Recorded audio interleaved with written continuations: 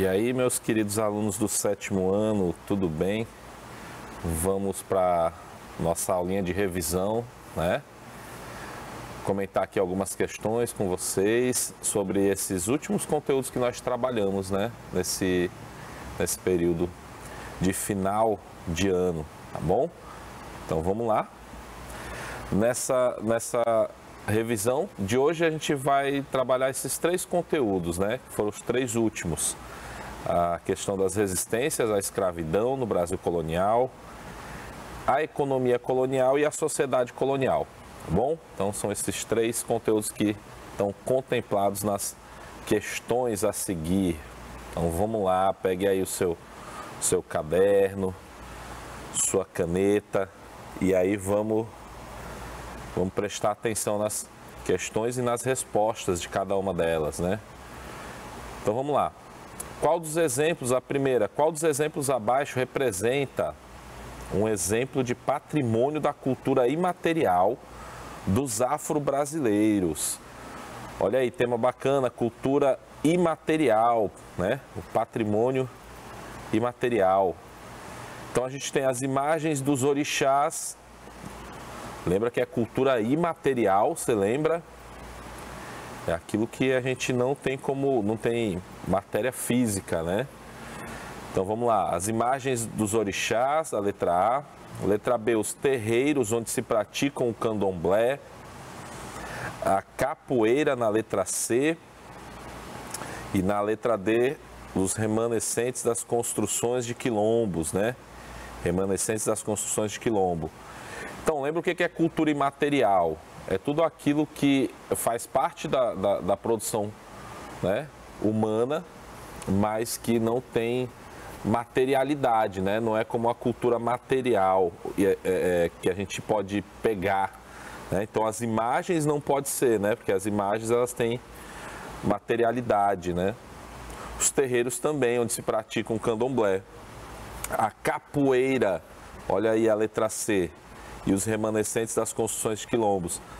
A capoeira, ela entra como patrimônio da cultura imaterial, né, dos afro-brasileiros, porque é o conhecimento da capoeira, né, como se joga a capoeira, os movimentos, né, eles fazem parte da cultura imaterial, né, dos povos afro-brasileiros, né. Então a letra C é a alternativa correta aí, tá bom? Vamos para a seguinte. Analise as afirmações sobre formas de resistência, né? E indique a alternativa incorreta. Das 4 aí, uma delas está incorreta.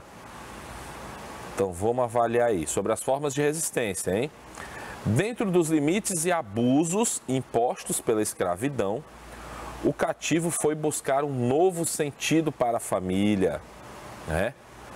Dentro dos limites e abusos impostos pela escravidão, o cativo foi buscar um novo sentido para a família. Isso aí aconteceu durante esse período colonial, né? Eles encontravam novas famílias, né? A letra B, a união conjugal era impossível entre os cativos. A união conjugal era impossível entre os cativos. Vamos para a letra C. Irmandades estavam entre as primeiras e principais formas de organização dos negros. Tá? Lembra que nós falamos, algumas delas inclusive permaneceram até o presente, né? Até hoje, essas irmandades elas existem e ajudam também, né, os irmãos. Tá? Então, São Benedito, Santa Ifigênia, Santo Elesbão são santos negros e protetores das irmandades. Tá? Então, qual seria a única e alternativa incorreta? Tá? Os cativos buscaram um novo sentido para a família? Sim, buscaram. Então, no momento que eles viveram aqui, nessa condição de escravo, eles procuravam também um novo sentido para a família, né? Para a questão da família. A união conjugal era impossível, né? Essa aí é a alternativa, a gente vê que ela está incorreta, né? Se você já pegar a primeira que fala sobre a questão do novo sentido para a família, a união conjugal ela não era impossível entre os cativos, né? Muito pelo contrário, era uma forma, inclusive, de ter... era uma forma de resistência porque você conseguia dar um sentido para a sua vida, né? Naquela condição. Quem se unia, né, em casamento, nessa condição de escravizado, tinha também alguns privilégios dentro da senzala, né? Dentro daquele grupo de escravizados, tá? Então não era impossível não, acontecia sim, tá bom? Então essa alternativa aí está incorreta. As outras estavam certinhas. Então vamos lá para a terceira questão. Na questão da resistência à escravidão, as irmandades eram um meio de reverter a seu favor as regras da escravidão e preservar suas raízes ancestrais. Para quem serviam as associações? O que elas faziam? Tá? Então, essas irmandades, né? Qual era a função delas? Né? Para que elas serviam? O que elas faziam? Tá? Lembra que nós comentamos muito sobre uma dessas formas de resistência, que era a fundação dessas irmandades, né? Que estavam ali para ajudar os irmãos. Olha aí, essas associações serviam como espaço de ajuda aos irmãos, tá? Elas davam assistência na doença, na velhice e na morte. Organizavam festejos, arrecadavam dinheiro e donativos, tá? Então tinham essas irmandades que eram religiosas, associações religiosas, né? Que tinham essa função de ajuda, né? Então davam sempre assistência, na hora que eles organizavam os festejos, eles arrecadavam dinheiro e a arrecadação de dinheiro servia para dar essa assistência na hora da doença, da velhice. Em alguns casos eles compravam as próprias alforrias, né? Com o dinheiro que eles arrecadavam nesses festejos, né? Arrecadavam donativos também para distribuir, né? Então a função era o espaço de ajuda para os irmãos negros, né? Que faziam parte da Irmandade, tá? Então essa é a função das Irmandades. Outra questão aí importante sobre as resistências, né? As resistências à escravidão. Quais eram as principais manifestações individuais, né? De resistência à escravidão. As manifestações individuais, né? Em nossos encontros a gente dividiu o que era manifestação individual e o que era manifestação coletiva, tá bom? Então vamos ver aí quais são as principais manifestações de resistência individual à escravidão. Você lembra quais são? Se não, a gente refresca aí a memória de vocês. Olha lá. Os assassinatos, né, dos senhores, sempre era uma forma individual, né, de resistir à escravidão, né? Os ataques, né, os furtos, a quebra de ferramentas e máquinas, especialmente dos engenhos, né? O suicídio, que era um ato mais extremo, né, de resistência individual, é quando o escravo simplesmente não suportava a condição dele, né, e chegava a esse ato extremo de tirar a própria vida, tá? Que era como último recurso, né, para escapar da escravidão. O banzo também, que era uma profunda tristeza, né, hoje o que a gente chama de depressão. Então, todas essas são formas de resistência individuais à escravidão, tá bom? Então lembra aí, assassinatos de senhores, ataques, os furtos, né? Quebras de ferramentas, máquinas, o suicídio e o banzo eram todas formas individuais de resistência, tá certo? E agora vamos ver algumas coletivas, algumas manifestações coletivas de resistência à escravidão. Olha aí, ó. Os quilombos, né, que eram acampamentos montados pelos escravizados, era a principal forma de resistência coletiva à escravidão, tá bom? Então, quando eles fugiam, né, das fazendas, os escravizados procuravam os quilombos e ali eles encontravam um abrigo, né? E passavam a viver nesses quilombos, o quilombo ele se transforma em uma grande manifestação de resistência coletiva, tá? Então, durante todo o período colonial brasileiro e também em seguida, né? Período todo de escravidão, né, da nossa história, os quilombos eles foram muito perseguidos, né? Os quilombos as autoridades sempre buscavam destruir esses quilombos, né? Embora em algumas cidades existisse uma relação até comercial entre os quilombos e as vilas em algumas cidades, né? Mas de forma assim geral, os quilombos eles eram muito mal vistos pelas autoridades, né? Então, sempre que possível acontecia a tentativa de destruição desses quilombos, ok? Então, esses quilombos, refresque aí sua memória, eram acampamentos montados pelos escravizados fugitivos em áreas despovoadas ou de difícil acesso, tá bom? Então, os quilombos facilitavam a sobrevivência dos seus moradores e eram polos de atração dos cativos, tá certo? Então, quando eles fugiam, eles buscavam sempre o abrigo dos quilombos. Era muito comum, tá? Vamos lá para a próxima questão agora. Mais uma aí de múltipla escolha. No Brasil, o quilombo foi uma das formas de resistência da população escrava, né? Escravizada. Então vamos lá, de novo sobre os quilombos. Sobre os quilombos, é correto afirmar o quê? O maior dos quilombos brasileiros, Palmares, foi extinto a partir de um acordo entre Zumbi e o governador de Pernambuco, um acordo, né, que se comprometeu a não punir os escravos que desejassem retornar às fazendas, né? Essa aí tá errada, não foi um acordo, né? A gente comentou, né, sobre o quilombo dos Palmares, ele não teve, o Zumbi não fez nenhum acordo com o governador de Pernambuco, né? Nada disso. Vamos para a letra B. A existência de poucos quilombos na região norte pode ser explicada pela administração diferenciada, já que no estado do Grão-Pará e Maranhão, a coroa portuguesa havia proibido a escravidão negra. Nunca isso no Brasil aconteceu.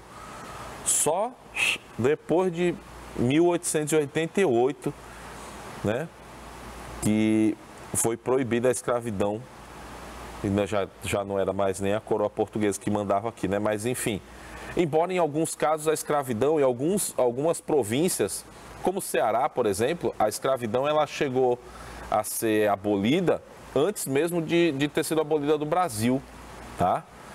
Mas são poucos casos, né, em que isso aconteceu. A escravidão, ela, no período colonial, ela não foi proibida pela coroa portuguesa de jeito nenhum, muito menos no Grão-Pará e no Maranhão, tá? E a letra C, ó, quase inexistência de quilombos no sul. É correto, sobre os quilombos é correto afirmar que quase não teve quilombos no sul do Brasil, né? E a inexistência se relaciona a pequena porcentagem de negros na região. Aí outra mentira, né? A região sul também tinha muitos quilombos, né? Porque a gente olha para o sul hoje e vê os descendentes lá de alemães, né? De italianos, é tudo branco, aqui não tinha negro de jeito nenhum, né? Tá errado, viu? Não tem nada a ver. Ó, a letra D, acho que correta só ela mesmo. Vamos lá. A população dos quilombos também era formada por indígenas ameaçados pelos europeus, brancos, pobres e outros aventureiros e desertores, embora predominassem africanos e seus descendentes. Aí, ó, foi certinho, letra D, né? Então, nos quilombos, sim, viu, pessoal? Nos quilombos também viviam indígenas que eram ameaçados, viviam brancos, pobres, livres, outros aventureiros, né? Mas predominavam os africanos e seus descendentes, tá certo? Então não era só os africanos e seus descendentes que viviam lá, tá bom? Não era somente eles. Também tinha indígenas fugindo, tinha brancos pobres, tá? Legal, vamos para a próxima, a sétima questão. Considerando o conceito do antigo sistema colonial, o açúcar foi o produto escolhido por Portugal para dar início à colonização na América Portuguesa. Por que isso, né? Por que o açúcar? Aí já estamos entrando naquele outro conteúdo, né, da economia colonial, né? O açúcar, o ciclo do açúcar, que foi o segundo, né, na nossa economia colonial. Por que foi escolhido o açúcar? Vamos ver. Letra A, por causa do grande lucro que teria com a venda do açúcar, que tinha um alto valor na Europa, né? Por isso que ele foi escolhido. Bora ver aqui as outras, né? Essa aí já está no rumo, né? A gente comentou muito, né? O açúcar era um produto muito valioso no mercado europeu, tá? Por causa dos árabes, que eram aliados históricos dos portugueses, não. Essa aliança entre árabes e portugueses não existia, não, tá? Aliás, o próprio interesse dos portugueses de começar aquelas grandes viagens, né, marítimas, era exatamente para não ter que bater de frente com os árabes que controlavam o mercado, né, o mercado que vinha do Oriente, né, e que era as mercadorias eram levadas para a Europa, então através dos italianos, né. Uma aliança existia entre italianos e árabes, né, que faziam essa ponte levando as mercadorias do Oriente para a Europa. Os portugueses tentaram quebrar esse monopólio fazendo as viagens, então não tinha aliança nenhuma, tá? A letra C, da mão de obra necessária para o cultivo ser insuficiente. Foi por causa disso, por causa da mão de obra necessária para o cultivo que era insuficiente. Não tem nada a ver também. E a letra D, dos índios da América dominarem a agricultura da cana-de-açúcar que já desenvolviam aqui. Olha aí, os índios já plantavam cana-de-açúcar na América. Também está errado, Júnior, não tem nada a ver. Não plantava cana-de-açúcar nenhuma aqui os índios. Ok? Plantavam a mandioca, o milho. A cana-de-açúcar, quem trouxe as primeiras mudas foi o Martim Afonso de Souza, lá em 1530, nas expedições colonizadoras, primeiras expedições colonizadoras, saiu espalhando cana-de-açúcar em todo o litoral brasileiro para ver onde dava melhor proveito, tá? Então a letra A corretinha aí, ó, do grande lucro que teria com a venda do açúcar.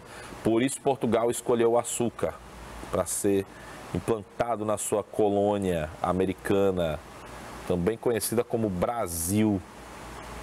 Vamos para a oitava. Identifique e marque a única alternativa errada. A única alternativa errada.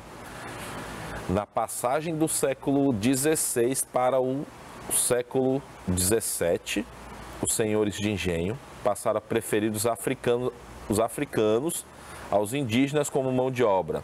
Em razão... Eita, essa pergunta aqui é top, hein?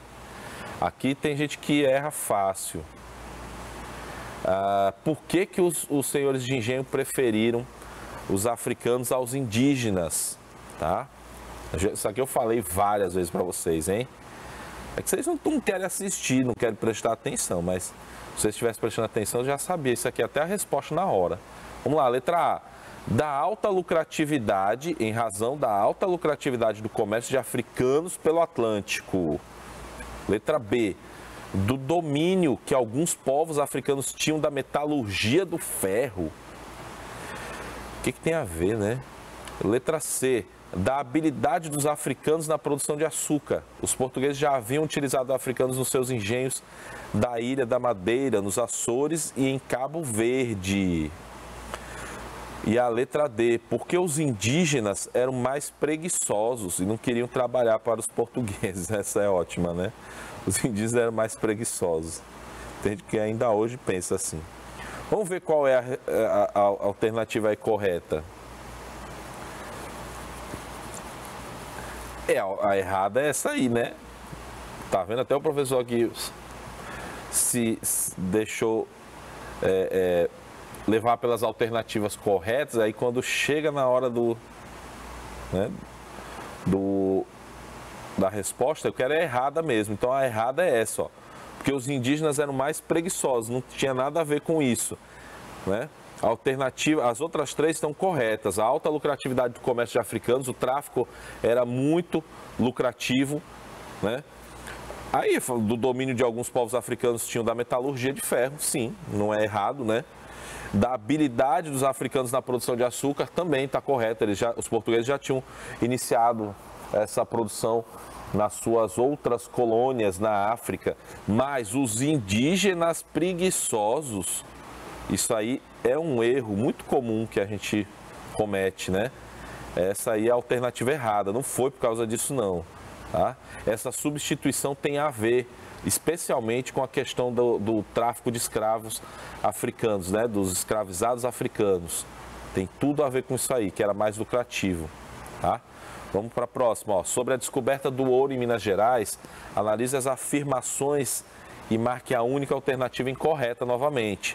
Então preste atenção aí. Letra A, foi estabelecido o regimento das minas para controlar a exploração do ouro. Então, sobre o ciclo do ouro, né, em Minas. Veja aí o que está errado. O ouro atraiu vários tipos de pessoas e de todos os lugares para a região, favorecendo o surgimento de cidades, né? Isso aí tá bem certinha, né? Letra C, entre os impostos sobre o ouro, o quinto era a entrega de 20% do ouro encontrado à coroa, né? Também dos impostos, um dos impostos cobrados era o quinto, né? Que correspondia a 20%. O comércio não se desenvolveu com a mineração, né? Então vamos lá, ó. Foi estabelecido o regimento das minas para controlar a exploração do ouro. Correto. Isso mesmo. O Portugal estabeleceu esse regimento para controlar a exploração do ouro. O ouro atraiu várias pessoas de todos os lugares, né? E aí favoreceu o surgimento de cidades naquela região de Minas, está corretinho, né? E o quinto, de fato, era 20%, né? De imposto que a coroa cobrava. Agora a letra D, o comércio não se desenvolveu, está errado. Se desenvolveu e muito na região mineradora, ok? Vamos agora para a questão número 9. Portugal tinha dívidas contraídas ao longo do século XVII e que transformou a sua economia, né? O governo português passou a estabelecer acordos e tratados com outros países da Europa, em especial um desses quatro aí. Em especial, um desses quatro. Quando houve a descoberta do ouro, grande parte do ouro arrecadado por Portugal serviu para pagar dívidas. Logo, grande parte do ouro foi para o país que dominava economicamente Portugal. É para quem Portugal mais devia. De qual país se trata? Né? Para quem Portugal pagou tanta dívida com o nosso ouro? Né? França, Dinamarca, Inglaterra ou Holanda? Né? Aí a única que você podia assim, ter um mínimo de dúvida era talvez entre Inglaterra e Holanda, né? Porque França e Dinamarca, né? Não, esquece logo isso aí. Agora Inglaterra e Holanda porque a Holanda sempre financiou muito muitas atividades, muitos engenhos naquele período do ciclo do açúcar, eles financiaram muito, né? Essa atividade no Brasil, mas nem se compara a ela, a Inglaterra, né? Nosso ouro está todo lá, foi todo para os bancos dos Rothschild, né? Lá na Inglaterra. Nosso ouro está lá guardadinho, viu? Portugal tirou de nós, pagou as dívidas, né? Que ele tinha com a Inglaterra, pagou nada, né? Foi só diminuindo a dívida. E o nosso ouro foi parar todo lá na Inglaterra. Beleza? Mais uma questãozinha aí para vocês, a questão do número 10. Na sociedade colonial, eles eram os donos das terras, do maquinário e dos escravizados. Descendiam dos primeiros colonizadores portugueses, dizendo eles, né? Ocupavam cargos importantes nas câmaras municipais das vilas e cidades. Então vamos ver de quem é que se trata, né? São os escravizados, os comerciantes, os senhores de engenho ou os artesãos, né? Naquela sociedade colonial, eram os donos das terras, do maquinário e dos escravizados, né? Quem eram eles? Olha aí, os senhores de engenho, tá bom? eles eram donos de terras, eles ocupavam cargos políticos, né? Especialmente nas câmaras municipais, tá bom? Era o grupo social mais importante, né? Que estava melhor colocado na pirâmide social durante esse período colonial, tá bom? Mais uma questãozinha para a gente encerrar. A sociedade colonial era marcada pelo poder patriarcal, né? Quais são as características desse patriarcalismo, né? Então, olha aí, quais são as características desse patriarcalismo? No patriarcalismo, a família era controlada por um homem, tá bom? Em geral, era o pai ou o avô, que reunia em sua volta os parentes e os agregados, tá? O chefe da família era a autoridade que deveria ser obedecida. As mulheres ocupavam um papel secundário de submissão à autoridade do homem, tanto a esposa, né, como a mãe, elas sempre estavam num papel secundário de submissão nessa sociedade patriarcal, como era a nossa sociedade colonial, tá bom? Gente, é isso, viu? Fiquem com Deus. Olha a mensagem aí do Bob Dylan. Não existe sucesso como fracasso, e o fracasso não é sucesso de forma alguma. Falou Bob Dylan, esse poeta americano fantástico. E um grande abraço também para o meu colega professor Érico. Muitas dessas questões, né, ele manda gentilmente para mim, tá?